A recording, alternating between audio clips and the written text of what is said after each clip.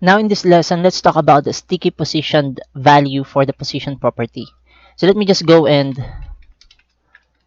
put this into a comment here. And the relative position here, I want to remove the top 50 pixels. And the position fix here, let's also go and remove the left property here. So let's see what will happen. Let's refresh our document. Now we have the child element fixed to the top 0 pixels of the viewport. Now let's go and try to apply position property sticky with top 0 pixels in our box child 4. Just remember that the position sticky is a combination of relative and fixed position. We can see that if we go and try to apply top 0 pixels here and we give it a value of sticky and we try to refresh our document here, you will see that it looks normal just like when it is given a relatively positioned value. But when we scroll down and it hits the top of the page from the top of here, so if I go scroll down, you would see that it scrolls down together with the page, similar with the fixed position.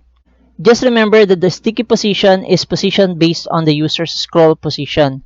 A sticky element will be toggling between relative and fixed depending on the scroll position of the user. And one keynote to remember is that you must also specify at least one of the top, right, bottom, or left for sticky position to work. So if I go and try to go here and try to remove the sticky position here for the top property, now let's try to go and refresh this. Let's see what will happen. So if I go and scroll down, you would see that it's not working anymore.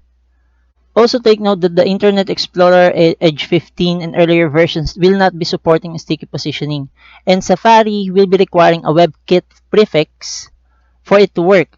So that would normally follow this format. So let me just go and remove this so at least it will work here. And positions WebKit sticky so that it will work with Safari. So let's write a comment here for the prefix for Safari. Now let's just go and try to refresh this. Let's see if it's already working.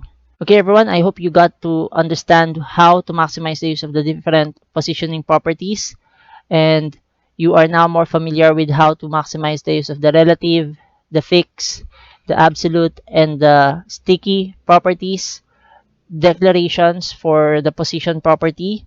And we know that the default position property is static, and how they work and how you can implement them in your future projects.